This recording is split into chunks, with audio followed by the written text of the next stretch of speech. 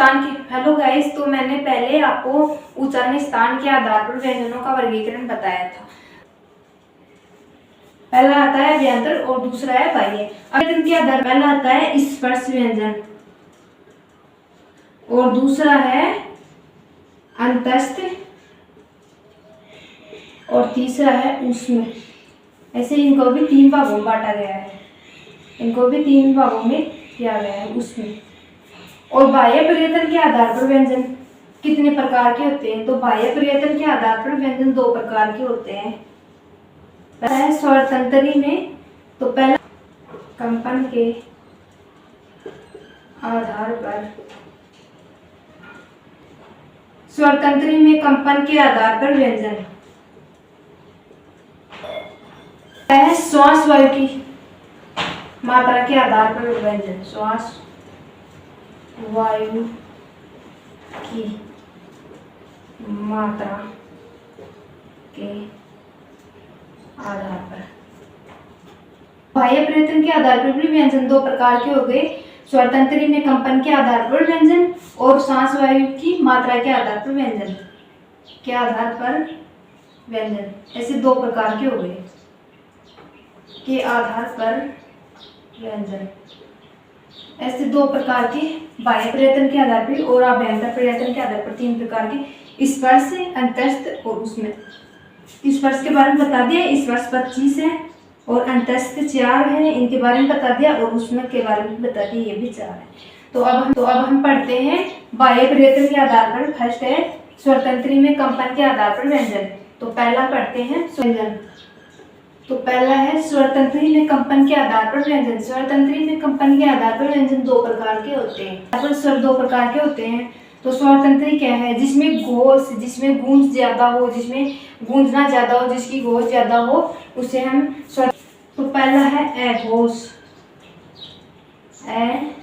अघोष, और दूसरा है सघोष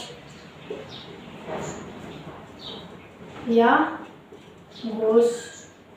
सघोष को घोष बोल देते हैं।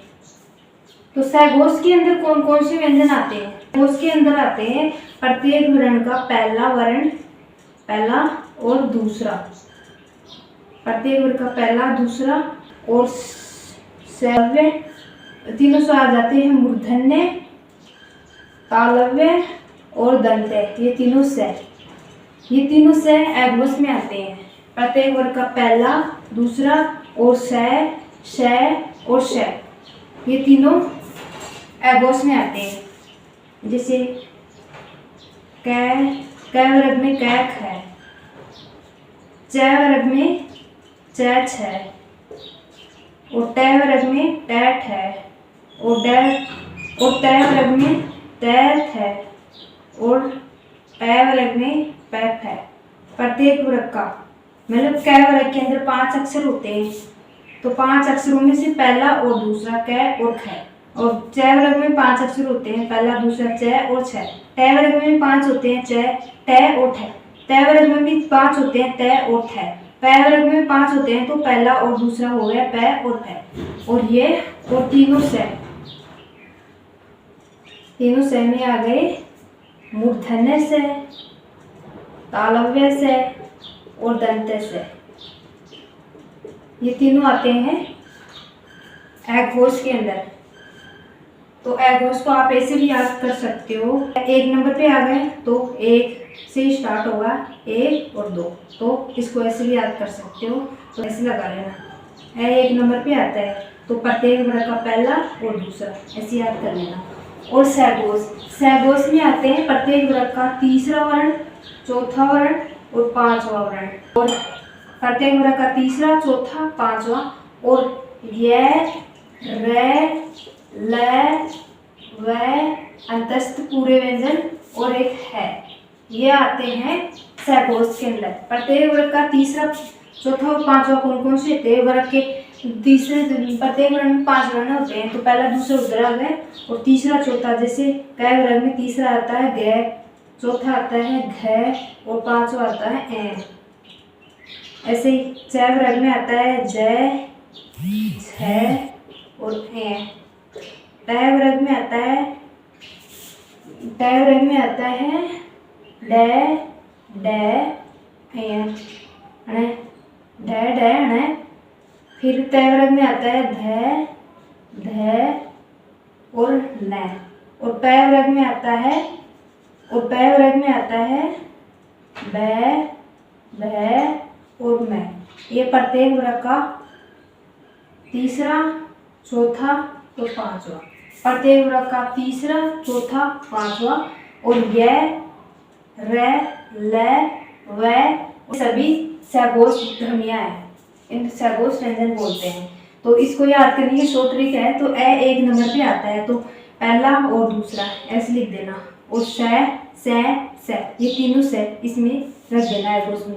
और सहघोष को एगोस याद हो जाएगा तो सहघोष को याद करने की जरूरत नहीं है। सहघोष याद हो जाएगा तो एगोस याद हो जाएगा तो सहघोष अपने आप याद हो जाएगा। प्रत्येक वर्ग का तीसरा, चौथा, पांचवा, य र ल व और है, ये होती हैं सहघोष ध्वनियां या घोष ध्वनियां। अब आते हैं आधार पर स्वर। दो प्रकार के होते हैं। अब दो प्रकार के कौन कौन से हैं? पहला आता है अल्प प्राण।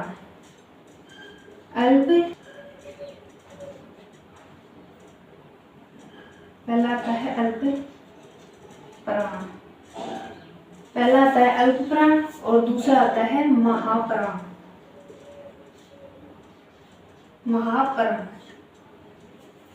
तो अल्प प्राण के अंदर कौन कौन से व्यंजन आते हैं?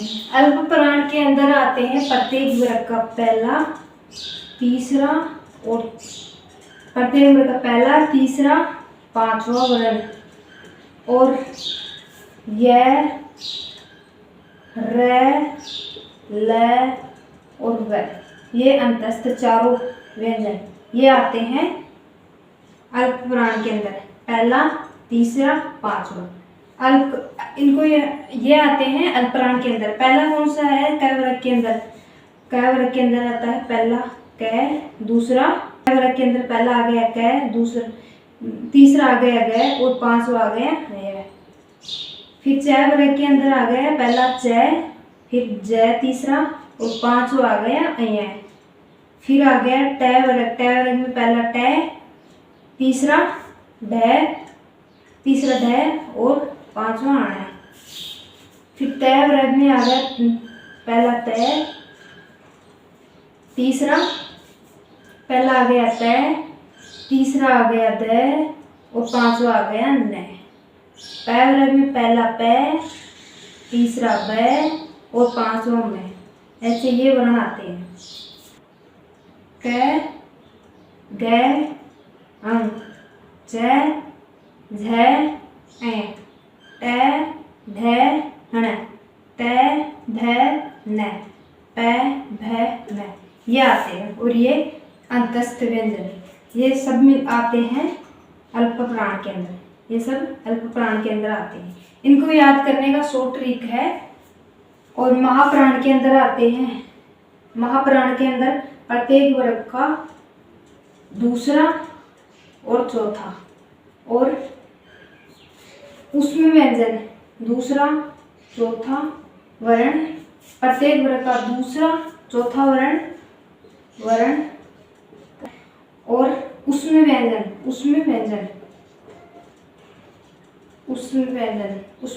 में आते हैं स, श और है। ये चारों उसमें व्यंजन के अंदर आते हैं। तो ये महाप्राण हो गए। प्रत्येक से है ये उसमें व्यंजन में आते हैं। तो ये महाप्राण हो गए। प्रत्येक वर्ग का दूसरा वर्ण कौन सा है? दूसरा वर्ण है ख, क वर्ग में ख और चौथा आता है घ। च वर्ग में आता है दूसरा, च वर्ग में दूसरा आता है छ और चौथा आता है ज। फिर आता है ढ और भ। और प वर्ग में आता है फ और भ। ये पांचों वर्णों के दूसरे और चौथे वर्ण हैं। तो ये महाप्राण के अंदर आते हैं। और इनको याद करने का, अल्प प्राण को याद करने का, अल्प प्राण मतलब प्राण को हम अलग निकाल देंगे, इसमें भी प्राण को अलग निकाल देंगे और इसमें भी प्राण को लग निकालें। अब इनको याद करने का तरीका यही है, इसके अंदर 3 अक्षर आए हैं, एक ए और दूसरा ल और तीसरा प। तो इसको याद करने का तरीका है, ए 1 नंबर पे आता है तो 1 3 5, इसमें 3 वर्ण होने चाहिए। तो प्रत्येक का पहला, तीसरा और पांचवा। ए 1 नंबर पे है तो 1 से स्टार्ट होंगे, 1 3, एक वर्ण को छोड़ते जाएंगे और एक एक बोलते जाएंगे प्रत्येक वर्ण में। तो 1 3 और 5। और इसको याद करने का तरीका है ये महाप्राण। जैसे इसके अंदर प्राण को अलग निकाल दें तो इसके अंदर 2 वर्ण बचे तो हम स्टार्ट करेंगे दूसरे व्यंजन से। तो प्रत्येक वर्ग का दूसरा और चौथा 2 ही आने चाहिए, 1 और 2। तो इनको याद करने का शॉर्ट ट्रिक है दूसरा, चौथा और वर्ण, दूसरा चौथा वर्ण प्रत्येक वर्ग का और उसमें व्यंजन। तो इनको आप ऐसे भी याद कर सकते हो।